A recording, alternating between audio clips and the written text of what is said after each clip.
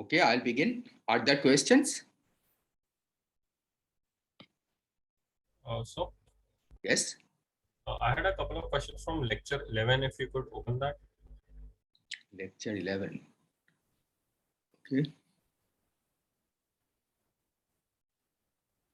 Yes. Yeah, so like to define the Green's function for the box X prime operator, basically. Like, Yes. Okay. so first of all, this Green's function is different for different fields, right? In the sense that if we add a vector field, we need another Green's function. That's right. Yes.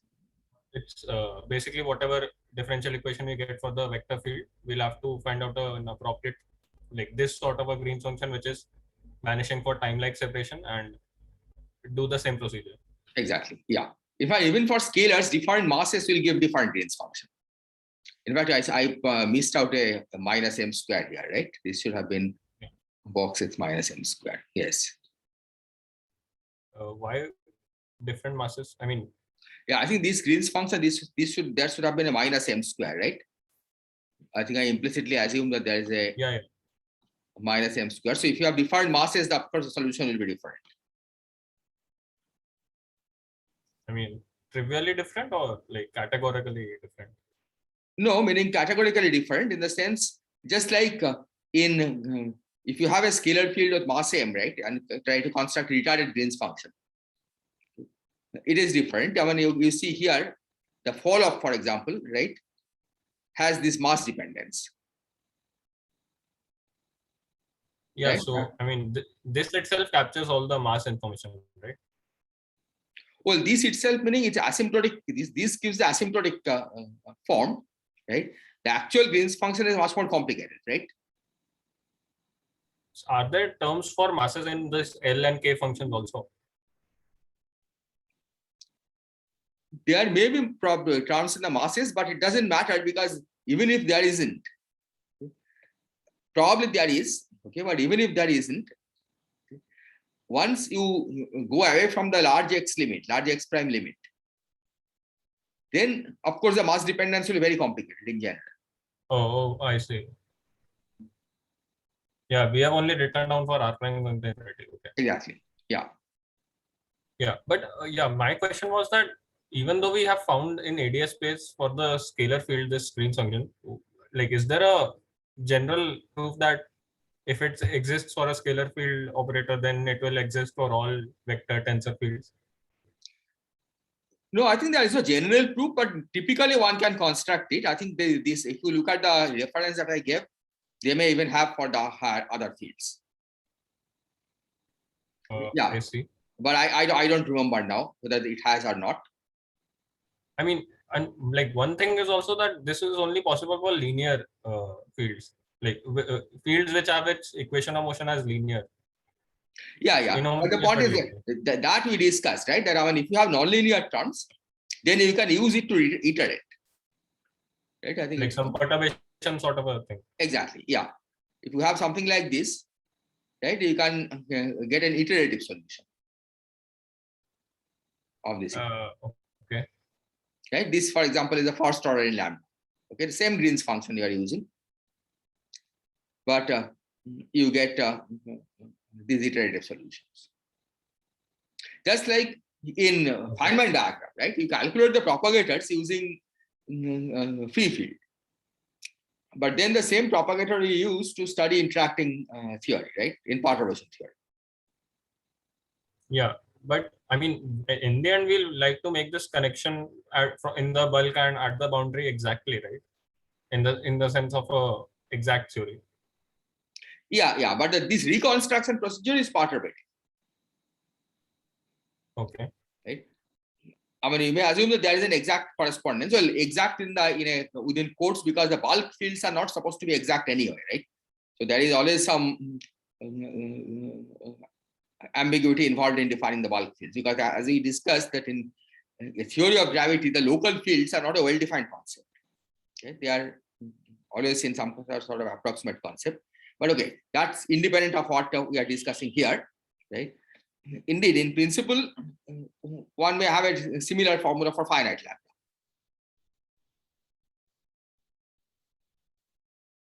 Okay, but here Yeah. we discuss how to construct it perturbatively. Yeah. Also a little above, if you could go.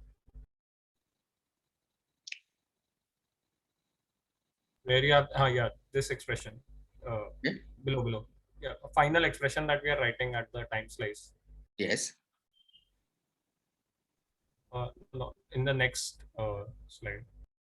This one. Yeah.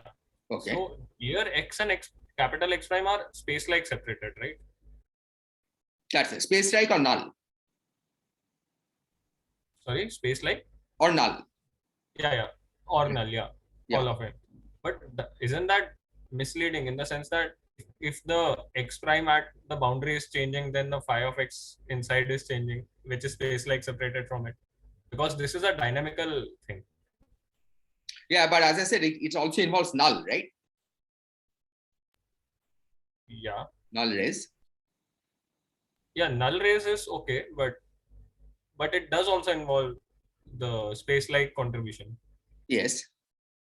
But Well, isn't that's that not, a causal no, behavior? that's not surprising because the point is we have already put a boundary condition on phi, right? That when you pick the solution which is decaying solution, right? That already tells us that some information about the boundary has gone in defining the scalar field in the ball. I mean, but not in a dynamical sense, right?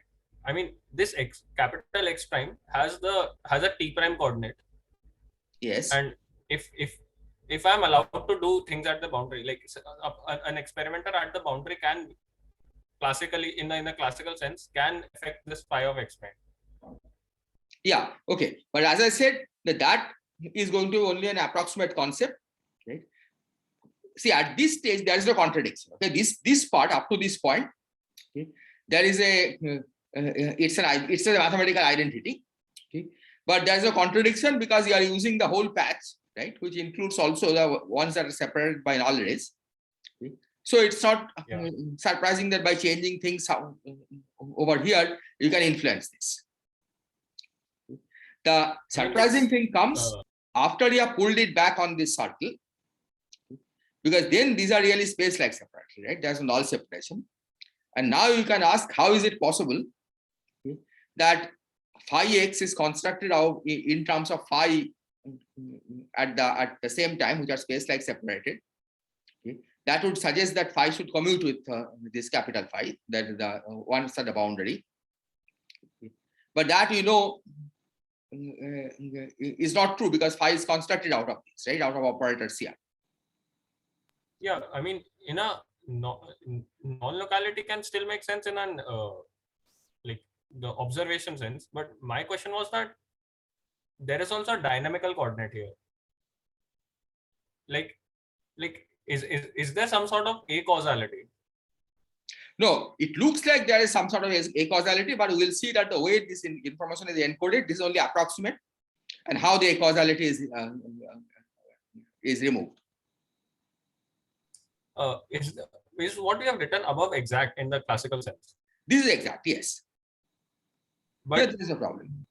But this we won't use in the like, because X is not a well-defined concept. No. Ultimately, what we are going to use is, I mean, the fact that this one using boundary Hamiltonian can be pulled back on this slice. So it's more drastic that phi of x can be reconstructed in terms of the fields on the boundary at the same time slice. Yeah. Okay. And so even there looks a causal. And there is a problem of x being a not easily identifiable as a point. We'll see. We'll see how the information is encoded, right? And that will become clear, I think, make things clear. I mean, it looks puzzling at this stage that how can this be constructed in terms of the operators of the boundary, okay? And yet it's supposed to commute with everything on the boundary, right? So both phi and pi here are constructed out of everything in the boundary. And that sounds not possible. But we'll see how we can reconcile those. Yeah. And this will all happen in like all the time when we have such a Green's function. No. At this stage, it's not a problem. The Green's function I part mean- was here, right? Here you have also null separated rays.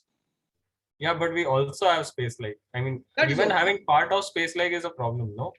No, that's not a problem. Right? You cannot send signal using this.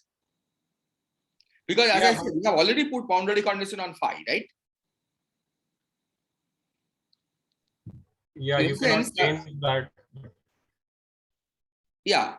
So, Yeah, I mean, so at this stage, there is no confusion, right? It's just purely classical result. And there is no causality in the classical equation, right? That we have clearly seen. It's just really, I mean, consistent with relativity.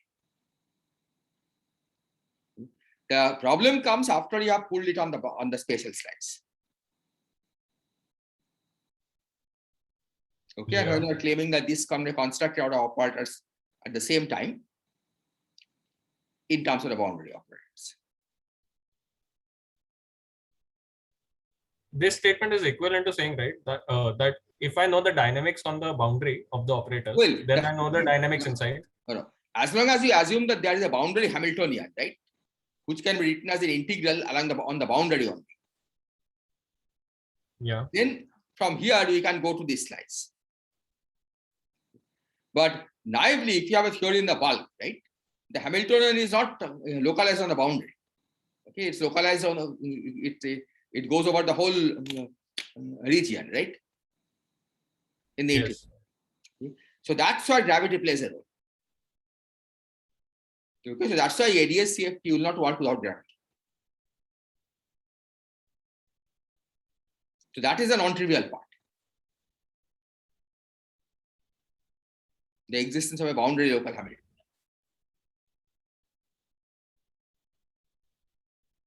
Because if the Hamiltonian is spread all over, right, then what you will say that the information about the slice involves everything in on this disk, right? Then there's a contradiction. The contradiction comes because you are saying the information is localized on the boundary circle, right, and not on the disk. And that requires that there is a boundary local Hamiltonian, right, which can be used to pull it back on this circle or on this subspace. Yeah.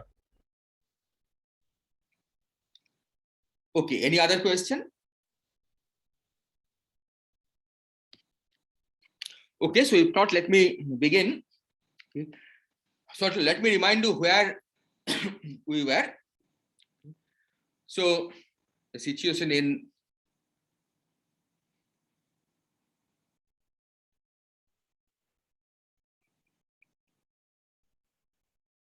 ADS-CFT, or I know we looked at a particular example, okay, which seemed puzzling and which is the following. I'm drawing again ADS3, okay, the T equal to 0 slice. So that's like a disk, okay, if you use this sigma coordinate. And then we had said that let's divide the boundary into 3 regions. So you call this R, say R1, R2, R3. And then you draw the causal wedge, okay, and find its intersection with the T equal to 0 slice. So R1 contains information about the bulk operators here, R2 contains information about the bulk contents operators here. But if you take the union of R1 and R2, it contains information about this whole region. In particular, if you take this central point, which let's call P, then what we saw is that neither R1, none of R1, R2, or R3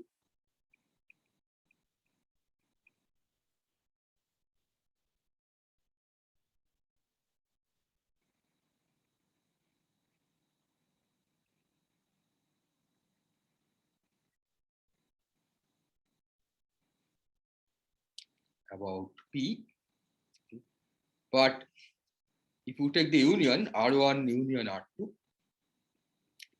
or R2 union R3 or R3 union R1, each of these do contain information about this because the causal wedge extends through P. And so the question we will try to address today is how is the information encoded? Okay, how is this possible? Okay, that it clearly shows that the information about P is not localized either inside R1, R2, or R3. Okay, but somehow it's localized in the union of two, any two. Okay. So what we will do today is to develop a model for this system. Okay, for this system of three regions. Okay. And later on, we will generalize to more general cases.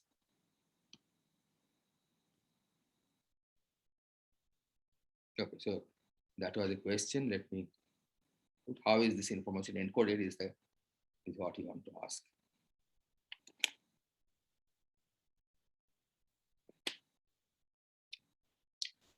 So we are going to model the system using a quantum error correction code.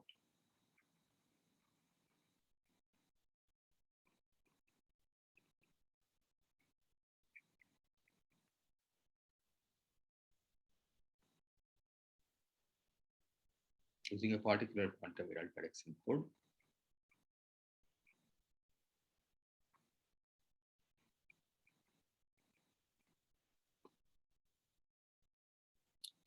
So what is quantum error correction code? So let me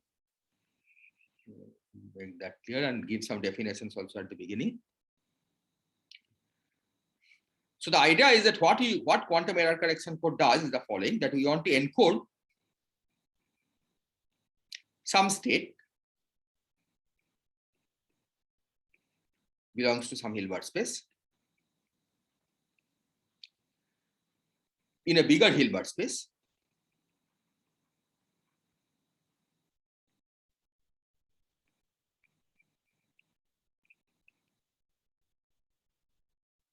such that even if we lose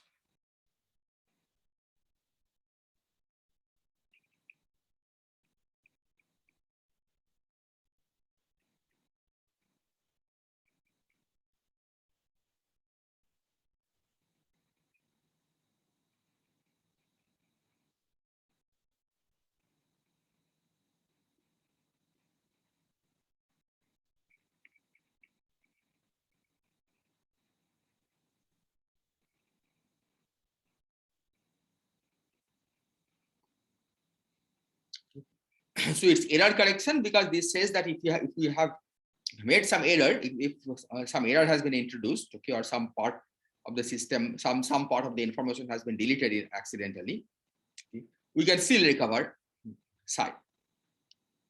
Okay, where so that's the usual idea of error correction. Okay, but here there is a particular point you have to remember. Okay, and that we cannot simply copy psi. Okay, because there is no cloning theorem, we cannot copy psi.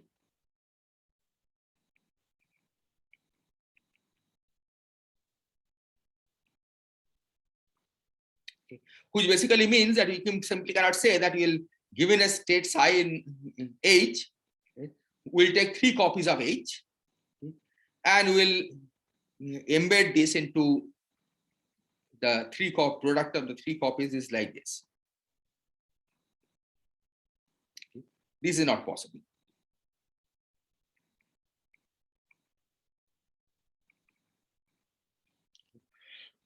And I mean, a simple-minded version of this problem is that this map you can clearly see is not linear. Okay. If you take psi1 plus psi2, okay, so suppose psi1 you encode as psi1 cross psi1 cross psi1, and psi2 you encode as psi2 cross psi2 cross psi2. Then psi1 plus psi2, okay, which is another state. If you encode as psi1 plus psi2 plus psi1 plus psi2 plus psi1 plus psi2, then it doesn't satisfy superposition principle, right? Psi1 plus psi2 should have gone into some of the corresponding encoded states. Okay? So in other words, the encoding that we are going to do, okay, from psi to something else, right? Let's call it psi tilde in this bigger Hilbert space, okay, should be linear. Okay, that's the constraint we are going to impose, because in quantum mechanics, that's what all you can do.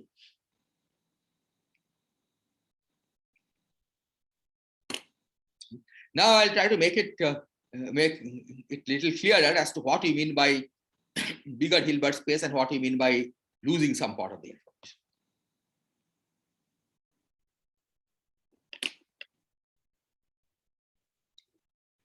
So to make things explicit, what you are going to do is to work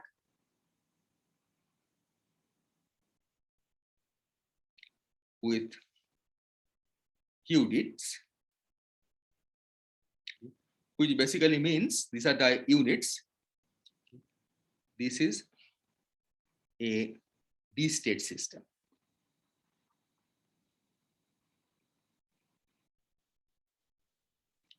And I should just add that D has nothing to do with dimension of space. D is just a number, some number. It could be 1, 2, 3. Not well, 1 doesn't help. Okay, 2, 3, 4, etc. Okay, so a D qubit is a d-state system. So this D here, okay, is this D. Okay, so qubit typically is a two-state system. Qubit is a three-state system, and so on.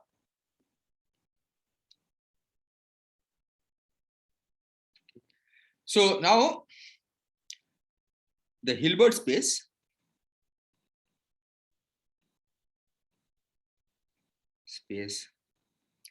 in which the original state psi lives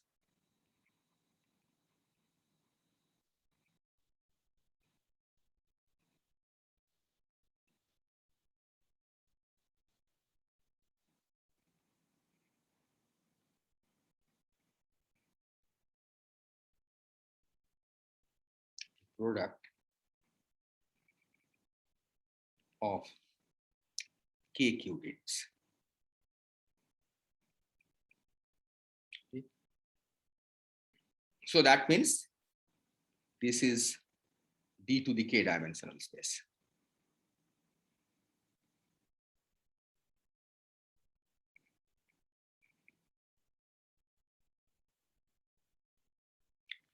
These are called logical qubits.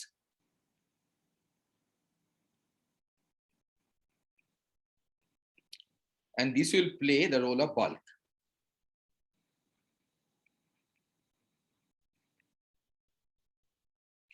Because that's what you are trying to encode, right? Bulk information, okay, we want to encode. The Hilbert space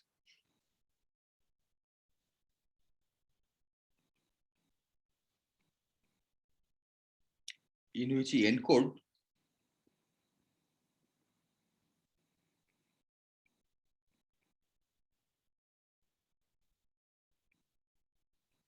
the state psi as say some state psi tilde is taken to be a product of n qubits. Okay, and n will be larger than k. Okay, if you want to achieve any redundancy, okay, clearly n has to be larger than k. These will be called physical qubits.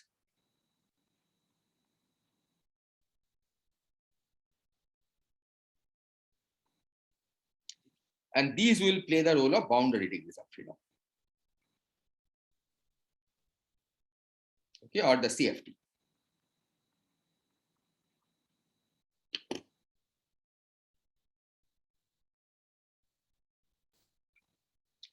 Are there questions so far?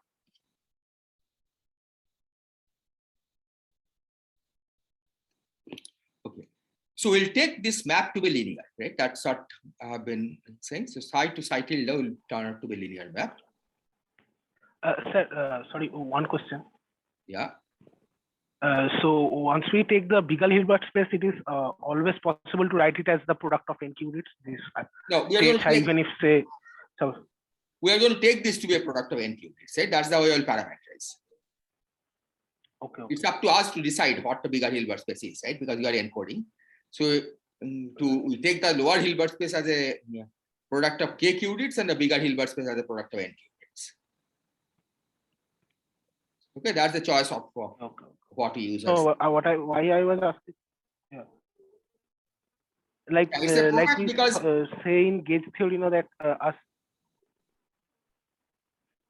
yes. Hello. Yeah. Yeah, we say in gauge theory, na, that the space cannot be written as product of Hilbert space. So I was thinking whether in a large Hilbert space it could be done is dependent on this. Yeah, if you, as long as you use a gauge theory description, the description of a gauge fields, it cannot be factorized, right? But you think of a general CFT, okay, you don't know whether it came from a gauge theory or not. You have some intrinsic degrees of freedom, and that's what we are going to use as a product. So you'll not make any commitment as to whether it's a gauge theory or not. Because gauge theory is a redundancy, right? I mean, we know that gauge theories can also be written often as non-gauge theories. Right. Okay, so this will take to be linear map. And then we define the code subspace.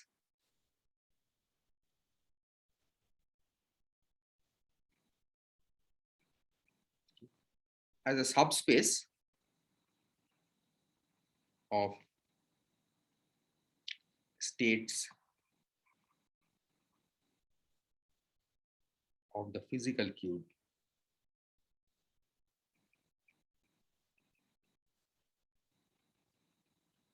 spanned by size. So this is basically a 2 to the k dimensional subspace, sorry, not 2 to the k, d to the k dimensional subspace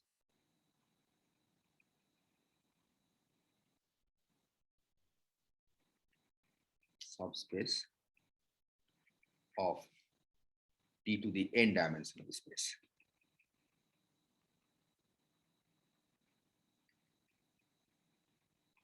Because the physical qubits describe d to the n dimensional Hilbert space, and the logical qubits describe d to the k dimensional Hilbert space. And because this map is linear, the space that is spanned by the side tilde is also d to the k dimensional.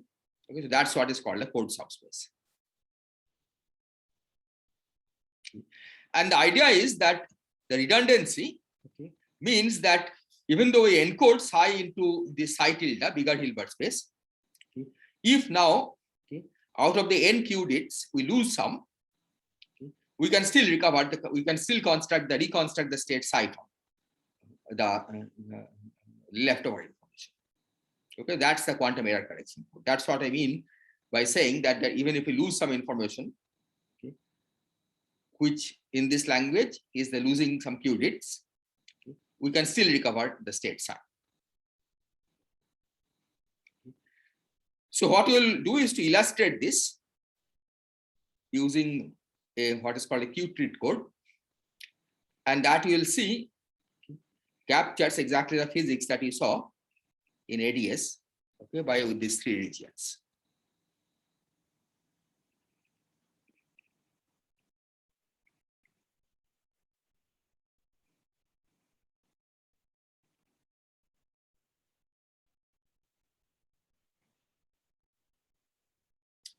So each Q-treat can exist in 3 states, okay, which will denote by 0, 1, and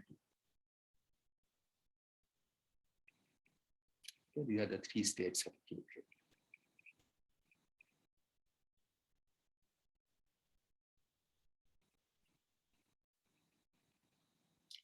And we'll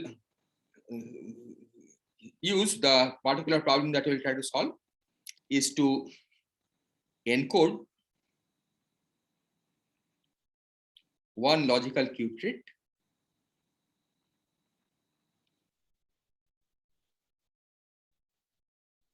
into 3 physical qubits.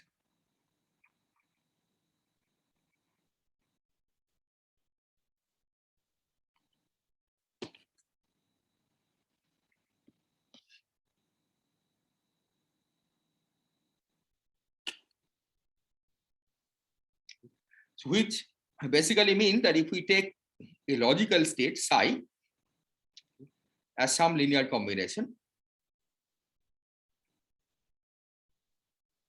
okay, these are the basis of states of the logical qubit. This maps to some psi tilde, which is again some I equal to 0 to 2, same constant ci times I tilde. Okay. So 0 tilde, 1 tilde, and 2 tilde, these span the code subspace. Okay, zero. I have to tell you what these states are. Okay. But let me just say these span the code subspace.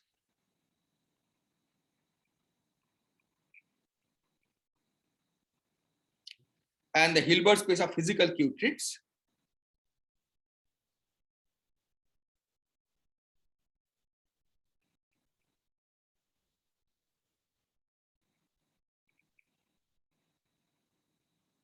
is 3 to the 3, that's 27 dimension.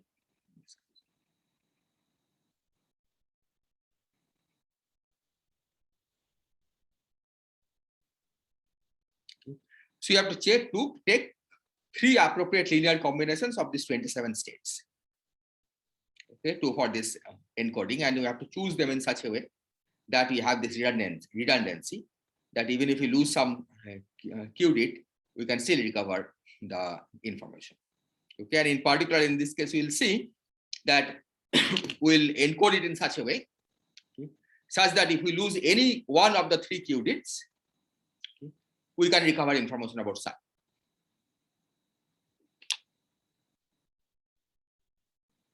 Which wouldn't be the case if, for example, we had encoded psi, okay, one simple map would be that we just take psi, we just map psi to the same state I of the first qubit, okay, and put the second and the third qubit in the state 0. Okay. But that wouldn't do, because then if we once you lose the first qubit, you have lost the information, right? So you have to be more clever and you have to encode it appropriately. So here is the prescription.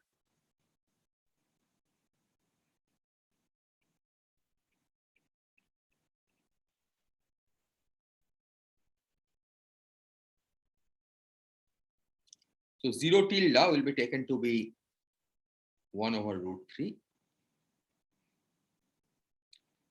0, 0, 0, plus 1, 1, 1, plus 2, 2, 2. Okay. So this means that is a state 0 of the first qubit times the state 0 of the second qubit times the state 0 of the third qubit. Similarly, state 1 of the first qubit, state 1 of the second qubit, state 1 of the third qubit, and so on. So they are highly entangled states, you can see. 1 tilde will be 1 over root 3 times 0, 1, 2 plus 1, 2, 0 plus 2, 0, 1. And 2 tilde is 1 over root 3 times 0, 2, 1 plus 1, 0, 2 plus 2, 1, 0.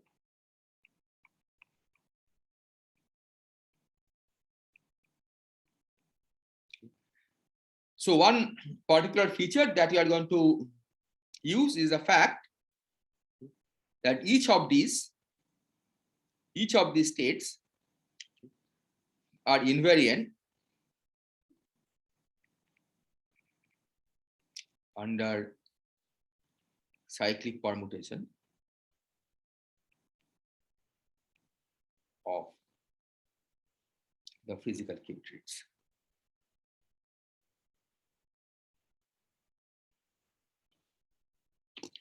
Which means that if the first state goes to second state goes to third state, and third state goes to fourth state, then the state is invariant, right? You can clearly see.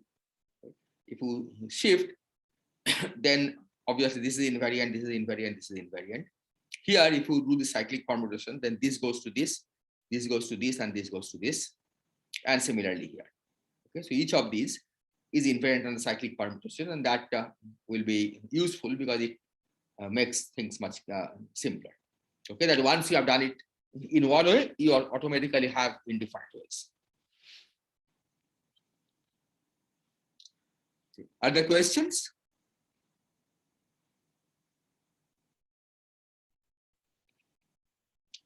Now I'm going to describe a specific property of this map that will be useful, right? Here I have just stated some arbitrary choice. Okay, it looks completely arbitrary choice, but then now I'll describe a specific property that will be useful.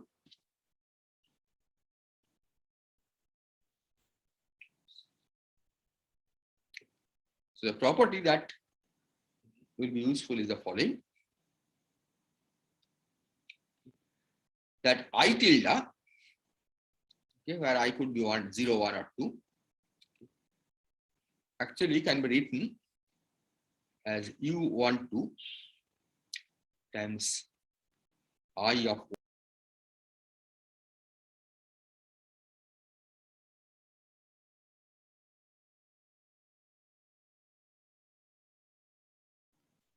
Can you hear me? Yes, sir. Well, I think I got disconnected for a while. Yeah. Yeah, I'll check. Was this visible before I got disconnected? Your screen is not being shared right now. Oh, sorry. Yeah, I have to do that again.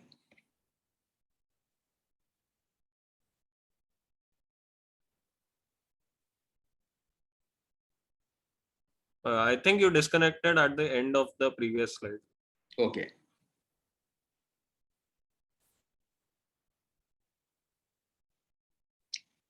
Yeah, so the cyclic permutation was audible, or that was also gone? Yeah, that was Yeah, that was audible. Okay. Yeah, I have one question. So this cyclic permutation, is it an artifact of the construction or is it a necessity? Meaning the way you are constructing 0 tilde, 1 tilde, and 2 tilde states, Yes. this invariance under the cyclic permutations, so they come out from these construction, but I mean, Yeah, it will be we a have useful thing to have, right? I don't know whether it is a necessity in the sense that all error correction codes may not have this property. Mhm. In fact, yes, in general, it will not have this property. Okay, once we have the, I mean, when you build a full ADS error correction code, right, we will see that it will not be full invariant on the full cyclic permutation. But in this case, it is true, and that in a sense reflects the geometry that you saw here. Right? Here we could cyclically permute R1 and R2 and R3, and nothing happens, right? Because as I said, these will play the role of the boundary the physical qubits. Okay? Okay. So that cyclic permutation will encode this feature. Yeah. Okay. Excuse me, sir.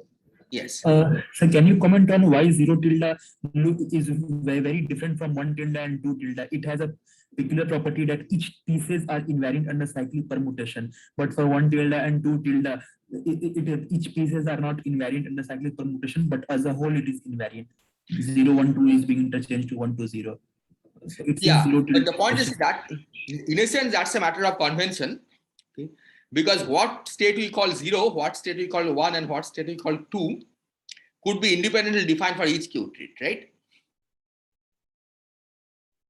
I mean, I could have, for the second Q trait, I could have called 0, 1, 1, 0, and 2, 2, right?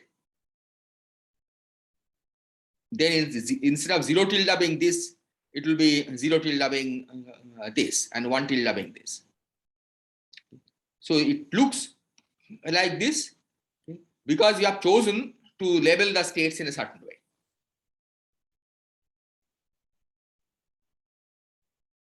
Is that point clear? Yes, sir, clear. Sir. So if you do cyclic permutation together with a permutation of the states themselves, right, then it will not look so different anymore.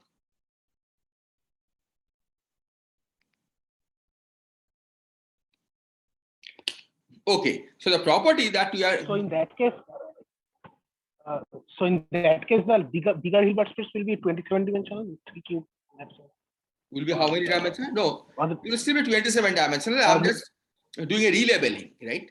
What you are calling state 0, I'm calling state 1. What I'm calling state 1 is called state 0, and so on. Bigger Hilbert space is 27 dimensional here, Wow. right? That Bigger is not Hilbert space. changed Yeah, okay. by relabeling. Okay. Sir, so you mean to say that you are relabeling the vectors in each Hilbert space of which we are taking tensor product? Exactly. Yeah, we could do that, right? Because nobody told us what state you should call 0, what state you should call 1, and what state you should call 2. That's our choice, right? I mean, there's no energy or anything involved here, right? You are not classifying this by eigenstates of any operator or anything. So you could certainly permute the states independently in each on each Q trait. Excuse me, sir, just to clarify, can I call the first state to be 1 tilde and second state to be 0 tilde? Yes, Keeping certainly. all the things. Yeah, nothing will change. Okay, sir. Yeah. You know, that will be like relabeling the states of the logical Q trait.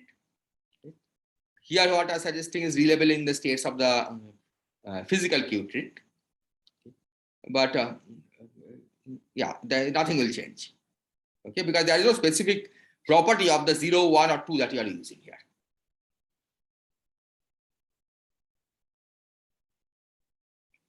Okay. The important relation is this, that I tilde is given by this times chi 2, 3.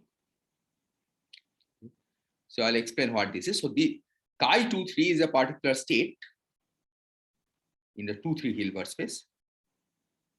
So this is 1 over root 3 times 0, 0 in the 2, 3 Hilbert space plus 1, 1 .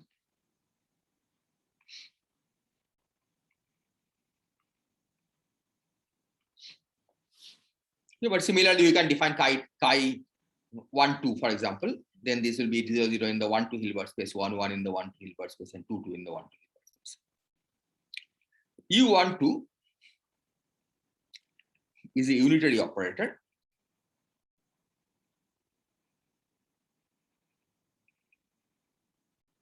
Acting on the 1, 2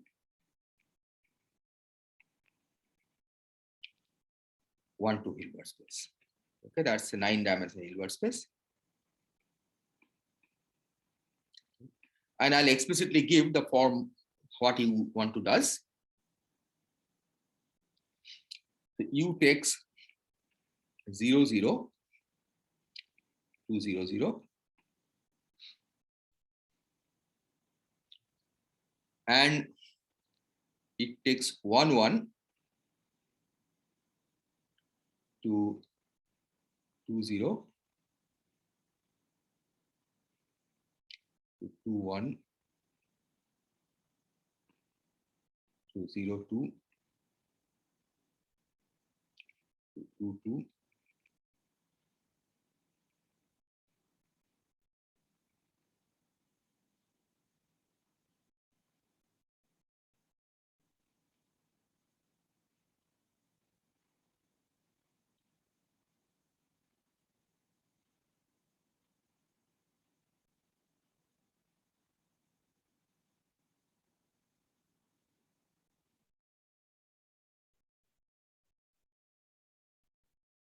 Okay. So let's check at least for one of them, okay, that this is really true. So what is the claim? Okay, that 0 tilde, for example, should be equal to U12 times 0, 1 times chi23. Okay, chi23 is, let me write this, 1 over root 3 times 0, 0, 2, 3 plus 1, 1, 2, 3 plus 2, 2, 2, 3. So let's check what that it does the job. So 0, 0, 0. Okay. What happens to 0, 0, 0? Okay, because 0, 0. So the first two are 0, 0. So you take 0, 0 to 0, 0. So 0, 0, 0 goes to 0, 0, 0. 0, 1, 1. Okay. U, let's see what it does on acting on 0, 1. Okay, because it's 0 and 1. Okay. Acting on 0, 1, it takes to 1, 1. Okay. So 0, 1, 1 under action of U12 goes to 1, 1, 1. Similarly, 0, 2, 2 under the action of U12, okay, 0, 2 okay, goes to 2, 2. Okay. So 0, 2, 2 will go to 2, 2, 2. Okay. And that's exactly what 0 tilde is supposed to be. Right? If you see here, 0 tilde is 0, 0, 0 plus 1, 1, 1 plus 2. Okay. Similarly, you can check that 1 tilde and 2 tilde, according to that rule, comes out exactly what we have here. Is that clear? There are questions?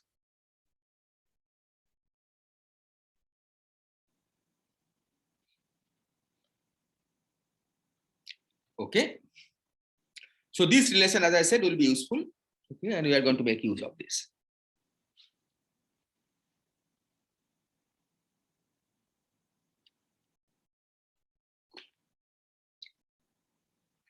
So you have I tilde equal to U12 I1 cross chi23. But now, because of the cyclicity, we can also write this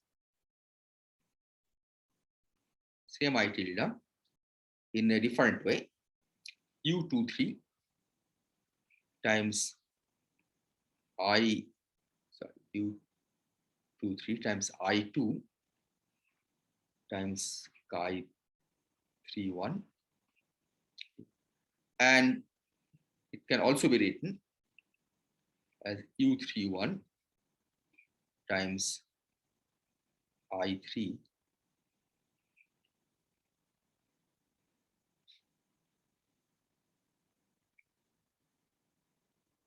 is this clear? So this is what I said, you can check explicitly, and then these two follow from cyclicity.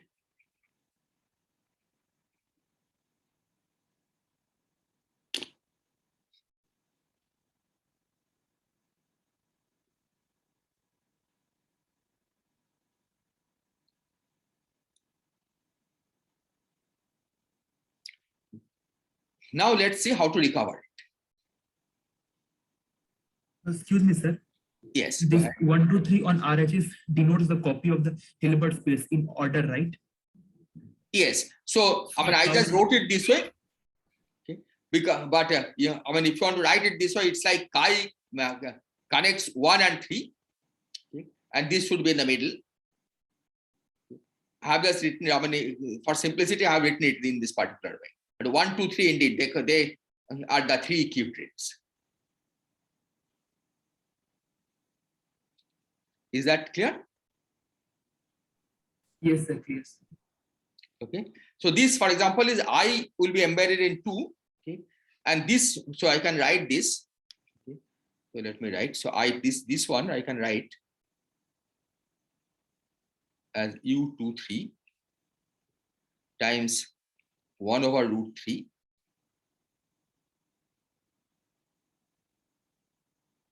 times sum over k equal to 0 to 2 k1 I2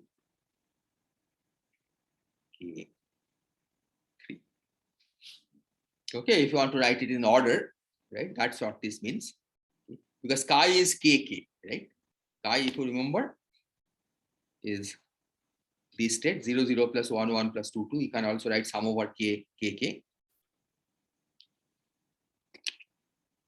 So this can be written in this way. Are there questions?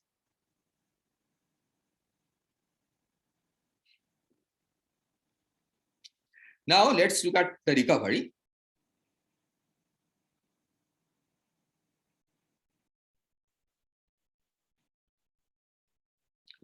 So given the state I tilde,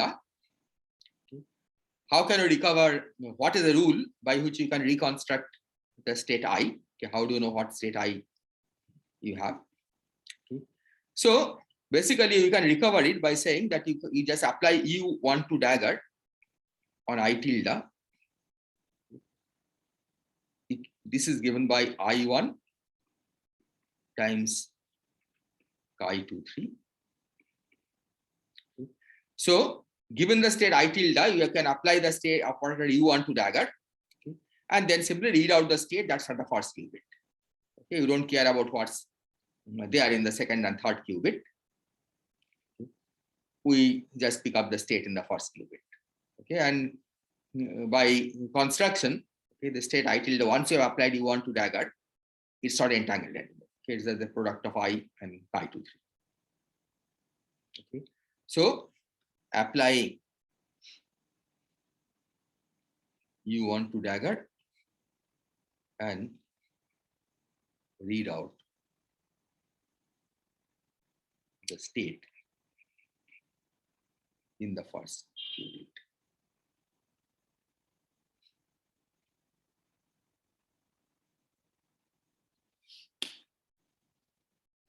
U1 to, of course, is a known operator, right? That you know what operator you should use. Is this clear? Are there questions?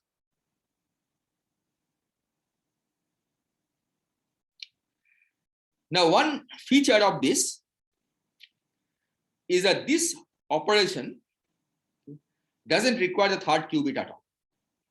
Because this U1 to dagger you are applying, this is an operator that acts only on the first two qubits. And then you are just reading out the first qubit, right? The state in the first qubit. So even if you had lost the third qubit, it makes no difference. This will still work. The second qubit is encoded with the third qubit. So the state of the second qubit, of course, will depend on the state of the third qubit. But that we don't care, right? Because if you want to recover the state psi or the state I, then just this is enough. Another way of saying this is that to look at the state psi, right? So U1 to dagger acting on the state psi tilde, where psi tilde is sum over I, Ci I tilde. This will give you sum over I, Ci I1 cross chi23. Okay, so again, the state of the first qubit is what is giving the state psi that you want to encode, that you have encoded. But you can see that this procedure can be repeated also with 2 3 or 3 1. So U2 3 on psi tilde, sorry, U2 3 dagger on psi tilde. This is going to give you sum over I, Ci I2 times chi3 1. Okay, because the same psi tilde can be written in many different ways. Okay.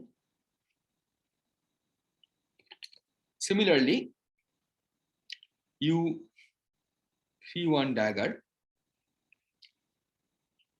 on psi tilde will be sum over I Ci. I now you have to read out the third qubit cross chi.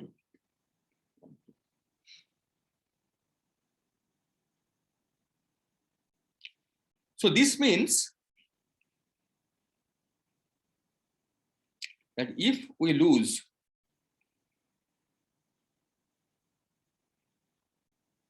any one of the three qubits,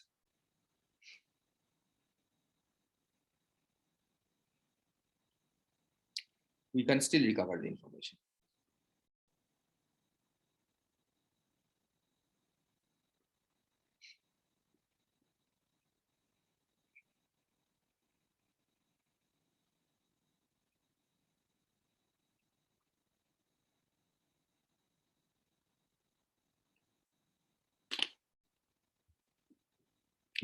And now you can start seeing the analogy with what we had earlier.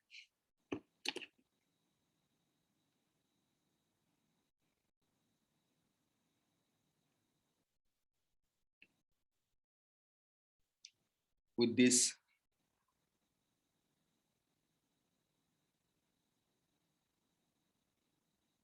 system.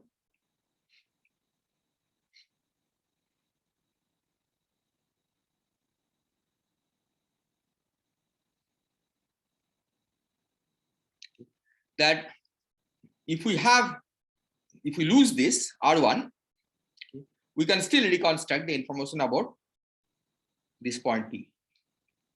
Or if you lose R2, you can still get information about P or R3. But of course, if you lose two of them, then you do not have information about P. Okay, and that's what also you see here, that if we lose two of the three qubits, then you don't have that information.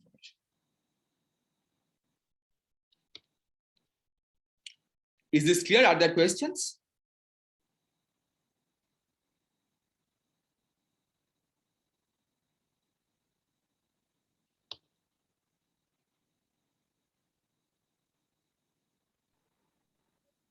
This finding means not losing the two qubits amounts to, like, we can construct a chi. That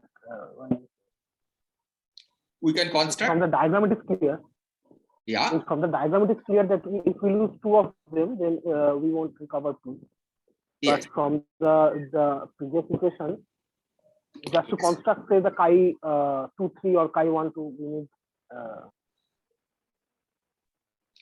Yeah, that if we lose two of the qubits, right? Because see, to construct this, to apply this, right? You have to apply the U12 dagger operator and then read out one. So you have to have access to two of the qubits, right? If you only had access to one, right, then you don't know how to operate U12 dagger, right?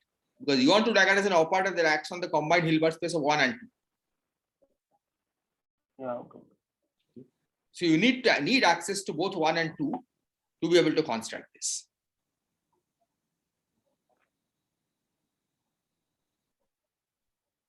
Is that clear? Yeah. Yeah, one question. The fact that one cannot construct if two states are lost, doesn't it depend on the choice of the unitary operator? Meaning, aren't the unitary operators chosen such that they act on the two states? Yes, but the point is, if the unitary, I mean, you cannot code it, right? I mean, this particular code, right, has this feature that it's given by this. Okay. Okay. The point is, okay. So as I said, you didn't need any unitary operator. Okay. Suppose you take you want to do identity, okay, and you encode it only in one. Okay. Or you can write this, say U1 acting on this. Then as long as you have access to one, you can reconstruct. Okay, you don't need two. But if you lose one, you cannot do it. Okay, so the unitary operator is chosen such that it acts at least on one qubit. Is that right? No, it could be just identity. Okay. So suppose you encode I tilde as I1 times chi23. Okay. So what will that give you? That will tell you that as long as you have access to one, right, you just read out the state of that, and that's your original state. Okay. But suppose you lose one, then from chi23 you have no information about what the original state was, right? Yeah. This particular encoding has this feature, right? Because of the cyclic symmetry, that this particular encoding has a feature that you can encode in such a way that this encoding, that if you lose one of them, any one of them, is we are slow. That's a redundancy. So you need the U12 and the chi23, this kind of entangled state, to achieve that. So Yes. in the diagram that you are drawing, this R1, R2, R3 thing, Yes. here at P, the center, Yes. arbitrary field with its arbitrary value of the field can be known from any of the two, right? Yes. So this is of course a model. We are assuming that the state at the center, right? We have only three possible states. And also on R1, R2, and R3, we have only three possible states. Each of R1, R2, and R3 can exist in three possible states. I mean, it's too simplified for. I mean, Yeah, but this shows you how it's possible, right? Now you can generalize. Instead of qubit, you can take arbitrarily large dimension and then try to encode it appropriately. yeah, but I mean, then the number of regions required will also be well-known regions, but the number of the n value will also be higher in the Yes, when we certainly. write n greater than Yeah, k. yeah. So we'll do a more general construction next time, and we will see how exactly it works. Sir, is our claim that information is encoded this way? Well, this is a model for how the information is encoded. But indeed, the claim is that this is the physics that one uses to encode the information. And eventually, we'll see how this way of encoding reproduces the Ryu-Takayama formula.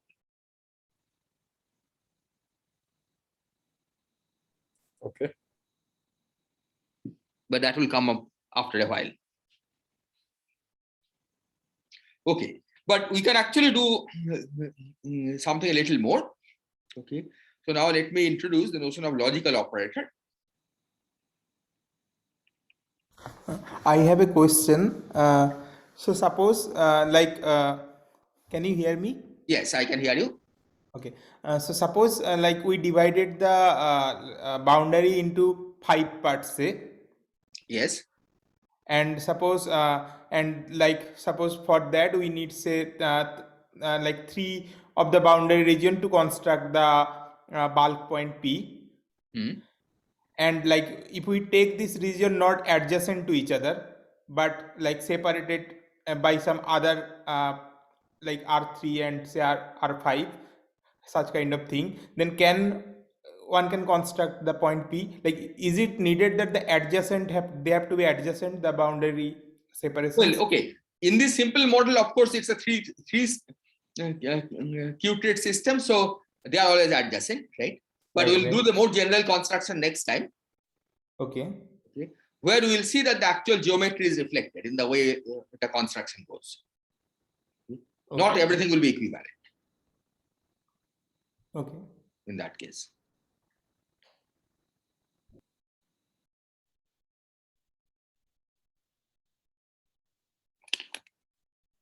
But this is just a simple model for this.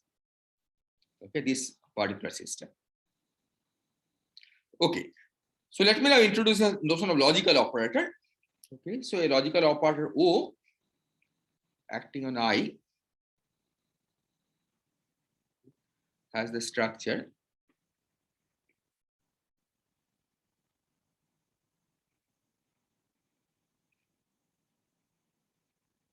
so this is an abstract operator acting on this three qubit system. These are just some numbers.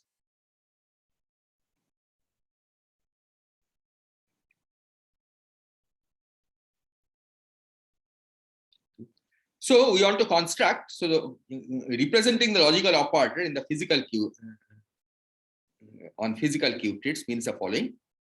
So you want to represent O on physical qubits.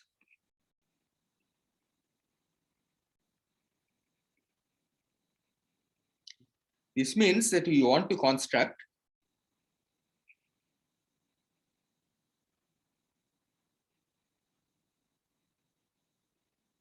O tilde such that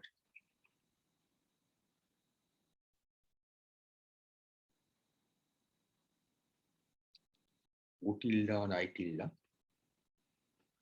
is given by sum j equal to 0 to 2 OJI.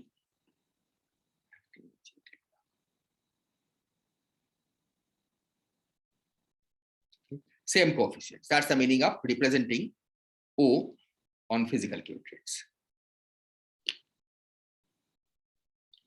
Now it turns out that there are many representations for O tilde. Okay, there is no unique choice for O tilde, and I'll now describe these choices.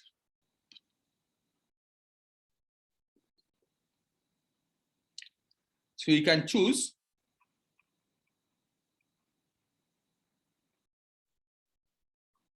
O tilde to be U12, O1, U12 dagger. Okay, so what is this? So U12 you have already introduced, it acts on the 1,2 subspace. Okay. And O1 means the operator O, but acting on the first qubit.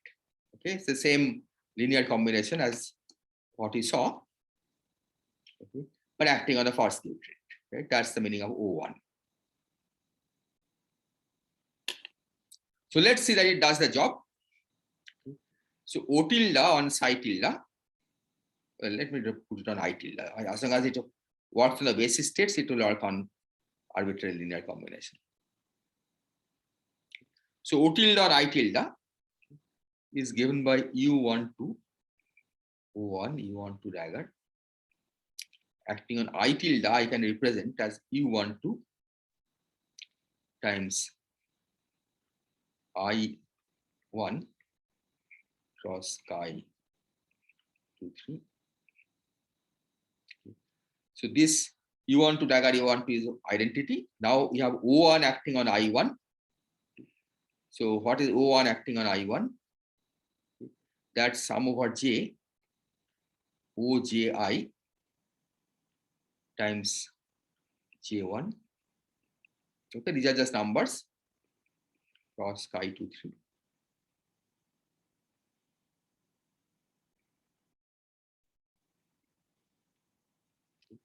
So this one now is sum over J OJI. Okay. And now you see you have U12 acting on J1 cross chi 2, 3. So that's nothing but J tilde. Okay. So you see that indeed we have satisfied the desired property that O tilde acting on I tilde is given by sum over J OJI times J tilde. But clearly this choice is not unique. Okay. So let me call this O tilde 1, 2. Okay. We can define also O tilde 2, 3 as U23, O2, U23 dagger, and O tilde 3, 1 as U31, O3, U31 dagger. Clearly, they will all do the job correctly because you just have to use the other representations. We just have to use, any of the other representations. Now I should just say that, okay, so there is a difference between what we did earlier and what we did here. So here, all of these are actually the same state. Okay? Because once you code, okay, there's a unique state for a given site. Okay, so these are just different representations of site data. Okay, not these. Sorry, I should have gone back one more. Okay. So these is the same state I tilde that is being represented by these different in different ways. In contrast, what we see here, the O tilde 1, 2, okay, O tilde 2, 3, and O tilde 3, 1 are not the same operators. Okay, on the physical, on the subspace of, on the space of physical Q-treats, okay, they are different operators. So these are different operators.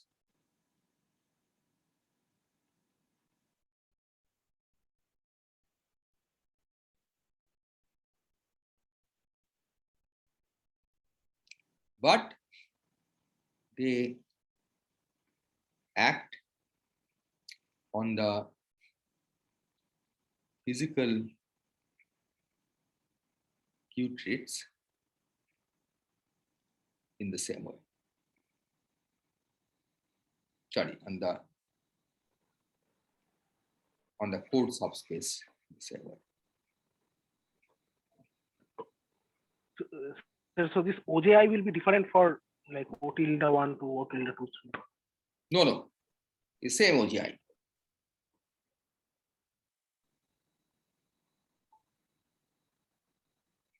It's the same OGI. So that's why. So you're acting on I tilde, they are the same. Okay. So they act on the code subspace in the same way. But a code subspace is a 3-dimensional subspace of the 27 dimensional space, right? So on the 27 dimensional space, they are different operators. But on the code subspace, they are the same. So these operators are not local in that sense, or this can be local? These operators are not local in the sense they act on two spaces together. Okay. Here, of course, I mean, it's we have divided the region into 3 parts, so it's hard to decide what is local, what is not local, right? All you can say that whether it is localized on one Q-treat or 2 Q-treats or all 3 Q-treats. But later, as I said, we'll have a more defined notion.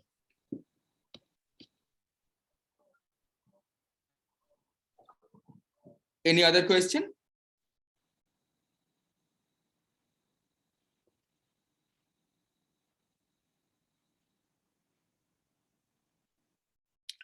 So now we'll address one of the puzzles that we had.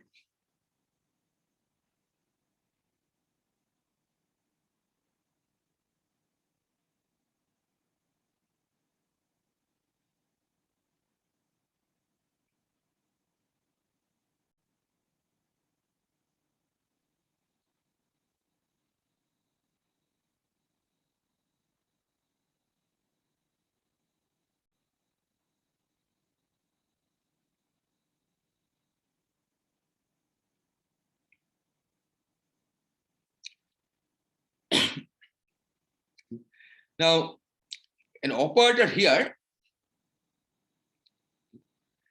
is supposed to commute with the operators that are localized on the boundary, right? Any operator, even though this operator is constructed out of the boundaries. Now you can ask, in what sense does it happen?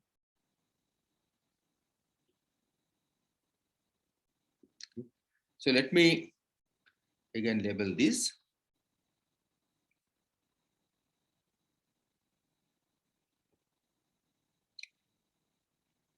So let's suppose that we have some operator O tilde at P. Take a logical operator O.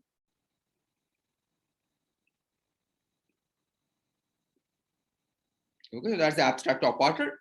Okay, the information about that is encoded in this coefficients OGI. on the physical physical qubits, it's represented as some operator O tilde, right? It could be either O tilde 1, 2, or 2, 3, or 3, 1. And now we want to ask that, so let's take X3 is some operator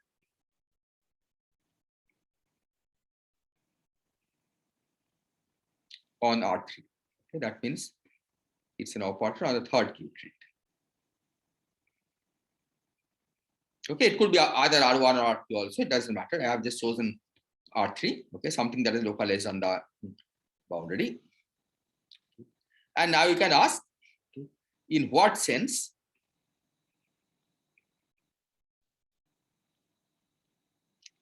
is X3 O tilde commutator 0?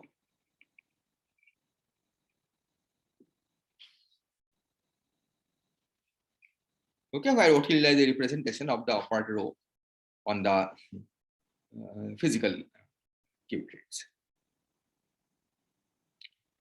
So what we'll argue is that the sense in which this is 0, okay, is this. That if we take the matrix element of this between two states, two arbitrary states, okay, but both in the code subspace, this is 0 if psi tilde and phi tilde are in the code subspace.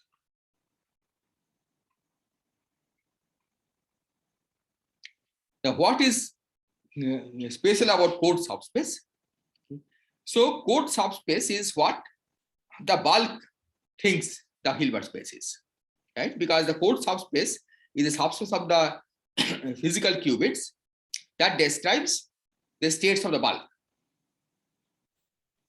And the fact that we expect this commutator to vanish, okay, a commutator somewhere in the interior and the commutator near the boundary, okay, the fact that we expect this commutator to vanish, okay, is a bulk perspective, right? The bulk observer would think that this is equal time commutator and it should vanish.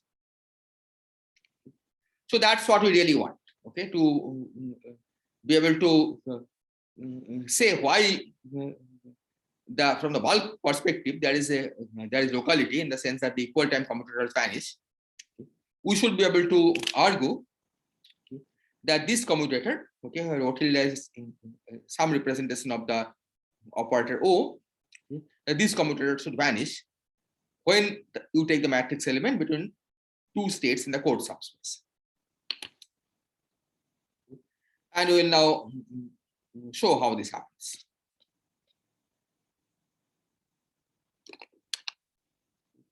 So to do that, let me write this in a slightly different way, okay, in a more explicit way. So this I'll write as psi tilde x3 O tilde phi tilde minus psi tilde O tilde x3 phi tilde. Okay. And just to make things very explicit, I'll write this as phi tilde x3 dagger O tilde dagger psi tilde star.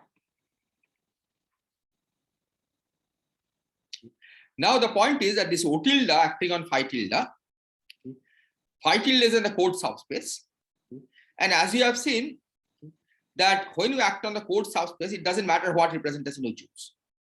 Okay, you could have chosen O tilde 1, 2, or 2, 3, or 3, 1, or 3, 1. Okay.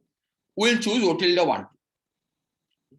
So this can be written as psi x3 O tilde 1, 2 phi tilde minus phi tilde. Again, this is O tilde dagger x3 dagger O tilde dagger 1, 2 psi tilde star. Now I'm going to conjugate it again. So psi x3 O tilde 1, 2 phi tilde. I could have made it act on the left, but I wanted to be more explicit by taking these daggers, and it's just an unnecessary complication, but it's better to do it anyway once. Okay. So this is psi tilde, O tilde 1, 2, x3 phi tilde. And now this is psi tilde, x3 O tilde 1, 2, phi tilde. This is 0. Why is it 0? Because x3 acts on the third Q-trit, O tilde 1, 2 acts on the first and second Q-trit, right? And obviously they commute. Right? An operator that acts on the third Q-trit commutes with an operator that acts only on the first and second Q-trit. Okay. So in other words, we are now exploiting the fact that the O tilde can be represented either as acting on the 1, 2 or on as 2, 3 or as 3, 1. They are defined operators, okay, but acting on the physical, on the code subspace, they are the same. Okay. And so as long as you take the matrix element within the code subspaces, okay, we can use any representation of O tilde that we want. Okay. And we choose to use O tilde 1, 2, okay, in this particular case to show that this vanishes. Okay. If you had chosen O tilde 2, 3, right, of course the result will be still 0, okay, but it will not be manifest. Okay, because x3 doesn't manifestly commute with O tilde 2, 3. Okay. And you have to do a little more work to show that the result actually is 0 when you take the matrix element within the code subspaces. Okay. Once you represent O tilde as O tilde 1, 2, it becomes manifest because they just act on different Hilbert spaces.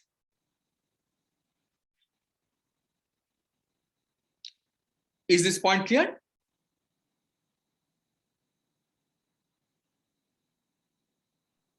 So how does the cancellation work in the other two cases when it's in 2, 3 or in 3, 1? Like where it's not manifest, like what's the, so to speak, the reason why it cancels?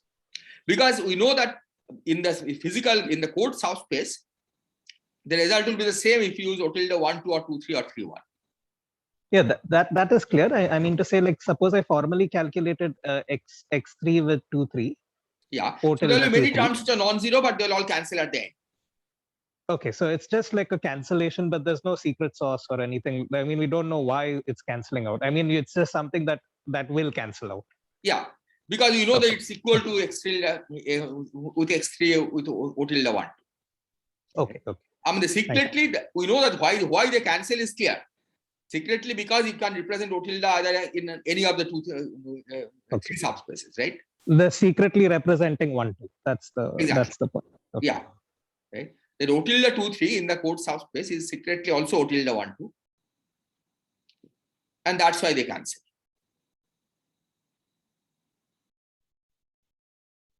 Also, I just wanted to ask, the psi tilde basically then means it's like there is no distinguishing feature of the psi tildes in terms of bulk and boundary in this picture, but the operators have a distinguishing feature of being a boundary and a bulk. Is that correct? No, psi tilde is a state in the boundary, but it's encoding the bulk. Right. So it's got a dual interpretation. I mean, it can be acted upon either with boundary operators like x3, which we have, but in principle, even if we had bulk operators, some O tildes, they could also act on it. I mean, there is some way in which you can describe it that way. Okay. So the point bulk operator is an abstract object. That's the O. That doesn't show from this perspective, the things which actually exist are the physical Q-trits. Bulk is somehow an abstract logical object which is encoded in this physical subspace on the physical Q-trits. Okay, so we only have like boundary states in a sense, and these. So we only have boundary states, right? And this particular state that we constructed, right?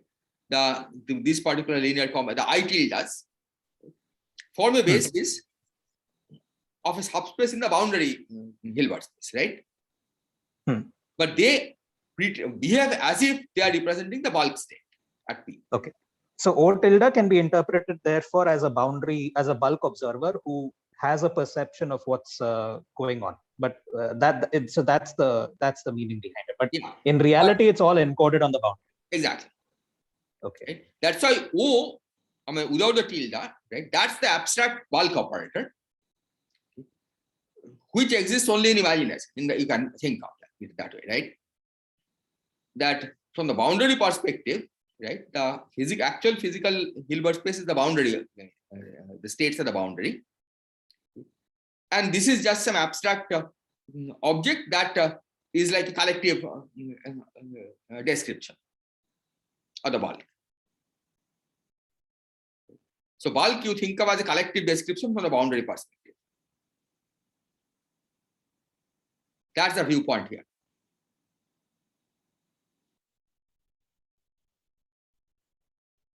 I have a question regarding the fact that this vanishing of this commutator. Suppose this O tilde corresponding to a okay, in the boundary we have a CFT which is like a quantum field theory, and suppose we choose this X3 to be canonical momenta corresponding to the operator O tilde, and we know that like if there is a equal time commutation, they are non-vanishing, there will be a delta function.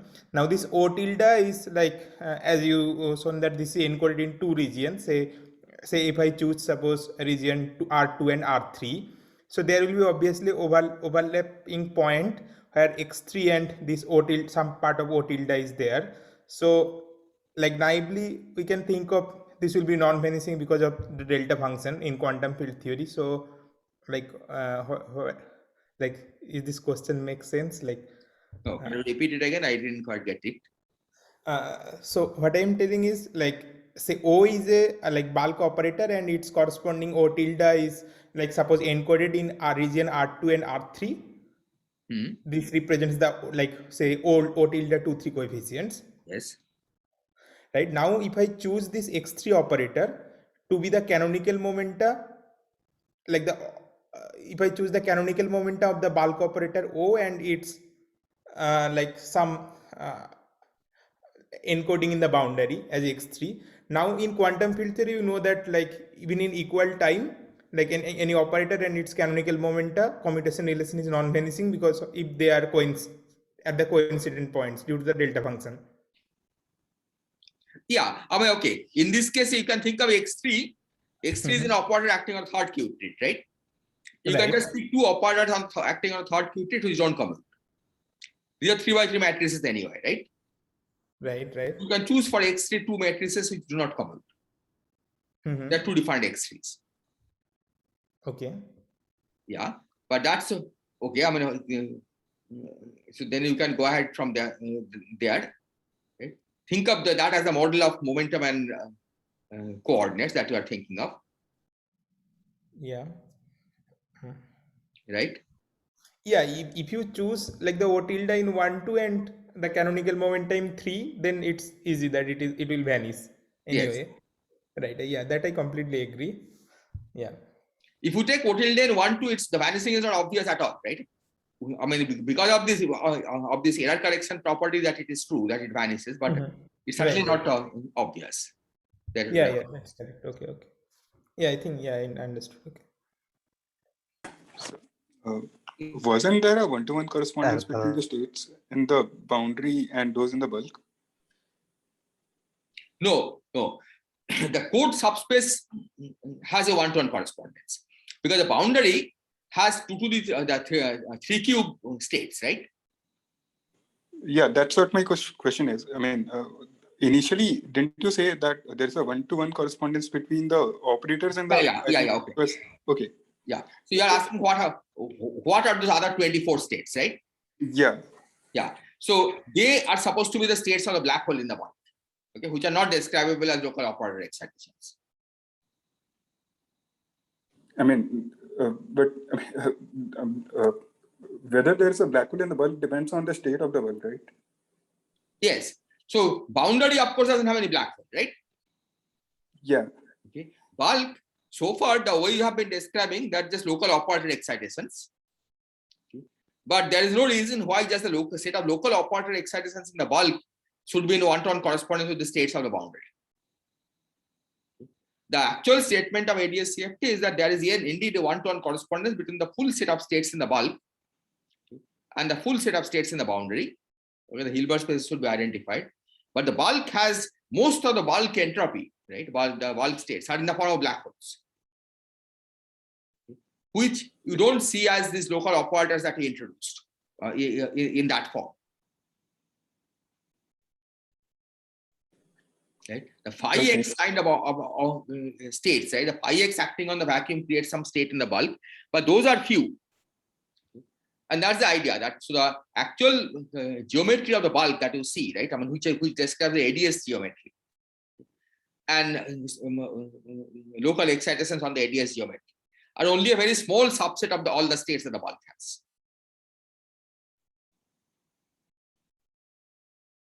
Okay, so if we had to know something about let's say a black hole in the bulk, would we have to reconstruct using the other 24 states? Yeah, exactly. Okay. The black hole states will be reconstructed in terms of the other 24 states. Okay. Yeah.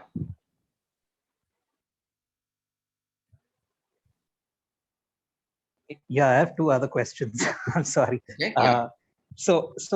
From the perspective of this top equation, the 3 is superfluous, right? The statement is that any boundary operator that I have with any code space operator that I have, code subspace operator, is always going to give me 0 in this setup.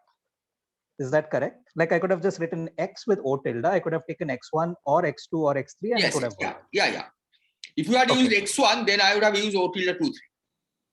Right. And in any case, it would have given me 0. So that's Yeah. the first question. The Yeah. second is this perhaps getting to Arnab's question earlier, but is this a consequence of this special state that we have taken, which has this symmetry property such that it leads to this unique definition of O tilde in the code subspace? But in a general case, if I could distinguish states in the code subspace in some other kind of setup, let's say I had some other kind of states where I could distinguish code subspace states, then would there be a setup in which I can get a non-vanishing property? Because it looks like this vanishing property should be something we desire from ADS CFT in any case, regardless of how I constructed the setup. But here it looks like had I wait. not taken. Okay. But the point of ADS CFT works in a particular setup, right? I mean, that's Right. what we're trying to model here. Yes. ADS, the bulk information is encoded in the CFT in some specific way. Right. And we are saying that this particular specific encoding of the bulk in the boundary theory does the job, right? So it's characteristic to this specific kind of Qtrit state or for any generic kind of Qtrit setup that would have taken? No, any generic kind of setup, as I said, I mean, you could have embedded this in the I in one and without applying any U1, 2 or anything, right? Okay, and that would work regardless of this the states which have this that property. will not work. That's not an error correction.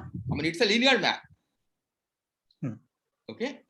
I could have taken, for example, the 0 tilde, 1 tilde and 2 tilde as 0, 0, 0, 1, 0, 0 and 2, 0, 0.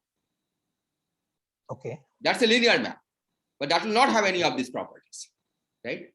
Because there you cannot recover if you lose one. So any state which has this product of an entangled state with some auxiliary state would work in principle. No, not any state. It has some error correction code. The error correction code are specific kind of encoding, right? The important property, as I said, is this one. Right, that ancillary qubit with something else, with something entangled. Exactly. Yeah. So that is perhaps something which is required more general. Yeah. Okay. Thank you. In fact, I mean, I'll describe now a particular property that is the key property in a sense. And maybe that's so this is going to be a technical discussion, but it's in a sense that will be useful to generalize. So let's define this tensor.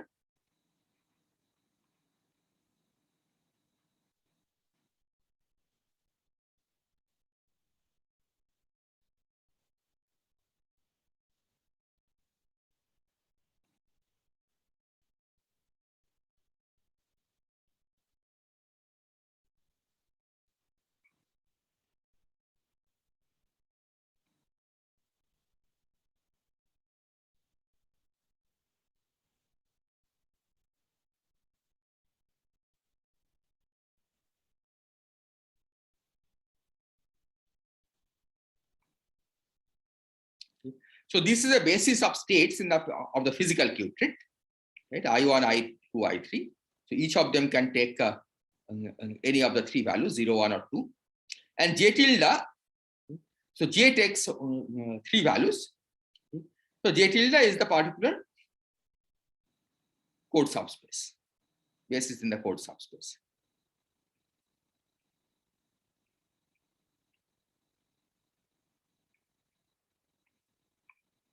Okay, that's what we had introduced. So these are just some numbers. So this object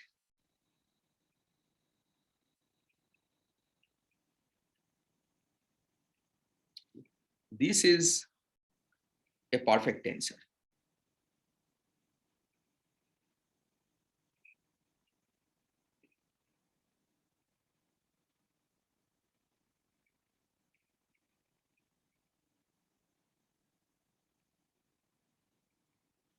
Okay, now I'll define what perfect tensor. Okay.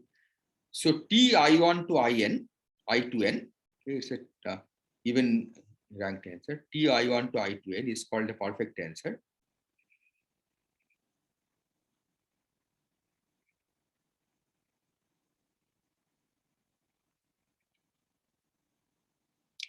If any balanced bipartition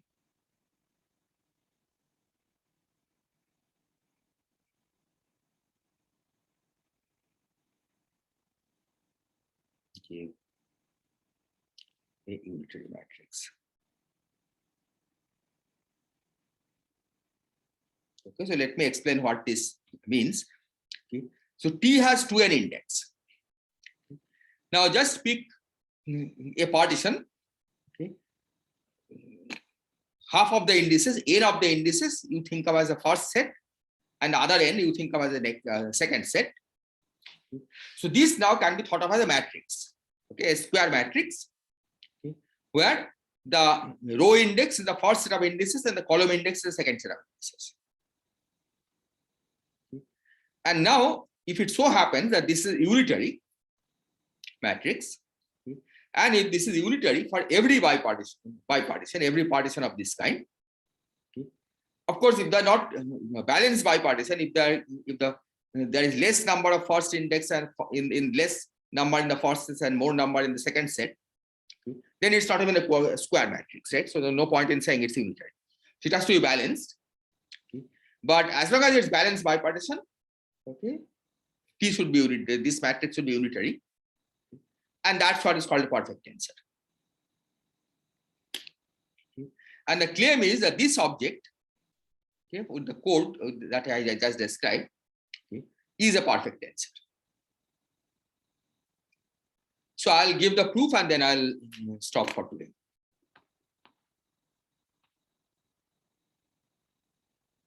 Okay, so this is the idea. So if we define M I1, I2 and I3J as T I1, I2, I3. Okay, just partitioning in different way. I1, I2 in the first set, I3, J in the second set. Okay. So this should be unitary.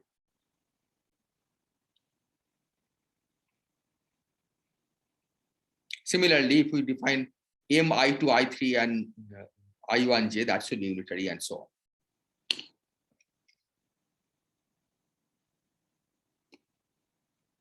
So let's try to prove this.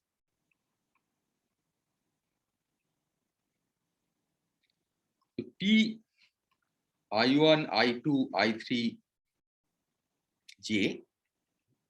Let me write it again. So this is I1, 1 plus I2, 2 plus I3, 3. And now J, J tilde, sorry, the J tilde I'll write as U12. I could have used other representation also, J1 cross chi but chi is K2 cross K3. Okay, and I'm using the notation repeated indices summed over, right? I have not written the sum. Okay, or I can write it in the sum over K equal to 0 to 2. Okay, so this is just one representation. So this object is J tilde. Is one representation of J tilde, right?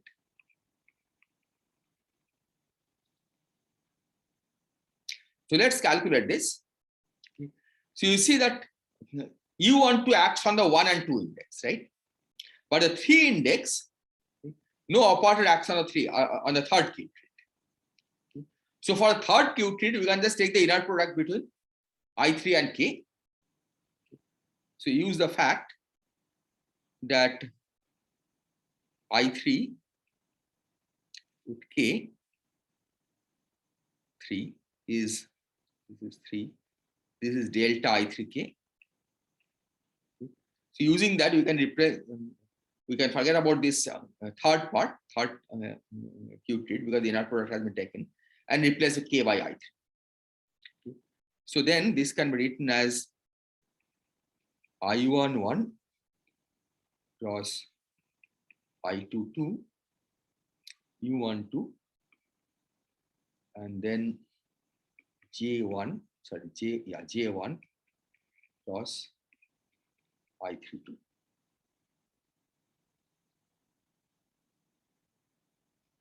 So this means that this can be written as the I1, I2 and J I3 component of U12.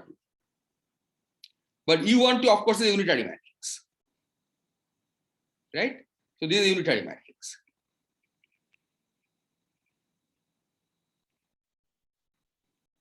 So this shows that when you partition it as I1, I2 as a row index and J I3 as the column index, you get a unitary matrix. And this process can be repeated also using the other representation of J tilde, right? Where you take U23 here or U31 here. And using that, you can show that any partition, okay, whether you take I1, I2 and then I3J, or I1, I3 and then I2J, or I2, I3 and I1J, okay, they all give unitary matrices. Okay. So similar analysis for other partition.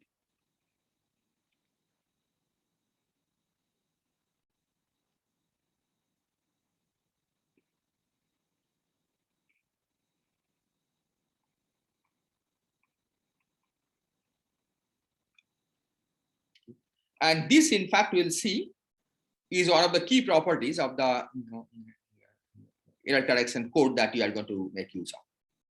Okay, this follows from the way we have set up the error correction code. Okay. But this, I mean, we'll describe the construction in terms of perfect tensors of this kind. They are more general constructions. Okay, so I think I'll stop here. Are there questions? Excuse me, sir. Will there be a factor of 1 by root 3 in the first equation? Yes. Yeah, there is a 1 over root 3. But T in its definition has a root 3, right? Here. Okay. And J tilde, yeah. See, this is a chi. So chi 2, 3 was 1 over root 3 times sum over kk, right?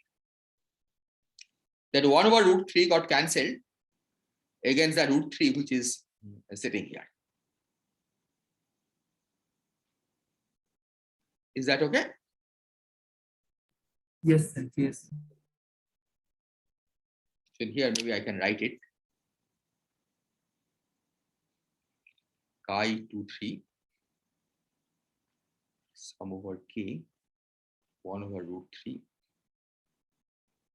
k2.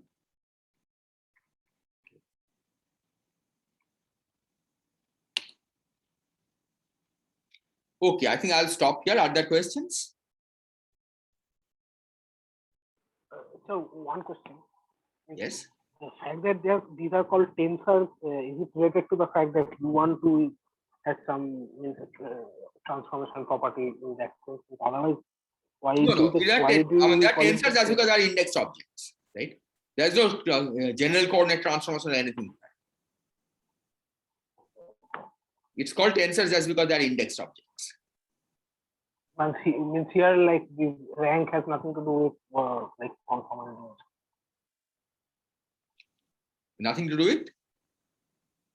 Nothing to do with the conformal dimension or whatever. Like in No, nothing. Yeah. tensor. These are just dimensions of the Hilbert space, right? Okay.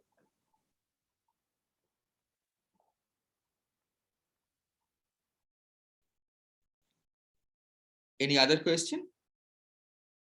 Yeah, one question. So instead of these three states, if there were more than three, meaning if there were even number of partitions, then could you have this T as square matrix? Yeah. So we'll construct this next time for the general case, right? We will not have, so this three state is just a toy model. Okay. Right? Next time we'll see how to construct this in general.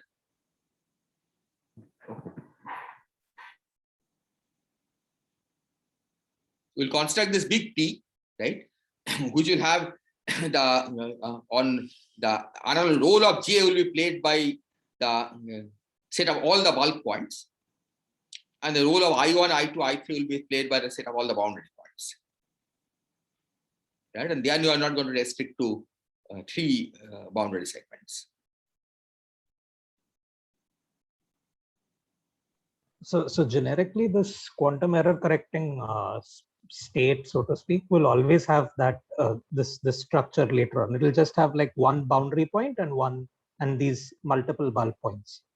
Is that? No. I think not all quantum error correction codes have this geometric interpretation. Okay. Right? I think it's a special kind of quantum error correction codes that one uses for this ADS-CFT correspondence. But I don't think this is a general property of all quantum error correction codes. Okay. Thank you. Okay, so then I'll stop here and we will continue next. Yeah. Hi, I had a question. Hello. Yes. Yeah, so will we represent these code subspace states in terms of this boundary CFT states, generic states? Like it's still some abstract state, some like. Yeah, no, we'll not discuss specific boundary operators, right? But you think of these as a model for the boundary Hilbert space, right? The I1, I2, I3, and we'll have, instead of I1, I2, I3, as I said, you could have in principle infinite number of points, boundary segments. So general boundary, assuming that the boundary theory has some Hilbert space, right? You can carry out this procedure. Sure. But I'll not use specific operators in the boundary because that depends on the details of which particular CFT there is and which particular bulk theory there is, right? This is a general framework for encoding the boundary, the bulk data in the boundary. Achha. And another thing, this O tilde is some simple operator, like it should not be some Hamiltonian on the boundary. Like Hamiltonian should not be commuting with some bulk operator. So in that sense, I was saying like, so these are local operators. Okay. So it's not on the on the not O tilde. Not O tilde. O tilde. Yeah, the O tilde. Yeah. So O tilde are bulk operators, right? O tilde are representation of the bulk operators in the boundary. So they are not simple operators. Oh, okay. Right. O tilde is non-locally encoded, right? As we saw. Yes. Right. O tilde 2, 3, and we will see, in fact, that if you, in general, if you take a point near the center of ADS, the number of boundary points you need, right, is about half of the boundary points, okay, which is infinite. As you go closer and closer to the boundary, you can encode O tilde in a lower dimensional subspace, right? Again, this is in agreement with what we had seen earlier, right? That if we have this picture of ADS, an bulk point close to this, right, will be encoded inside a patch of the boundary which is small, but a bulk point deep in the interior will require about half of the boundary at least. Right? And this feature we'll see from a particular code that we'll be using to describe the general ADS-CFT dictionary. Okay. Okay.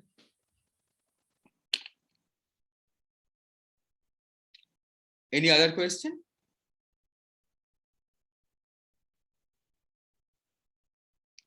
Okay, so if not, I'll stop here and then we'll continue next time.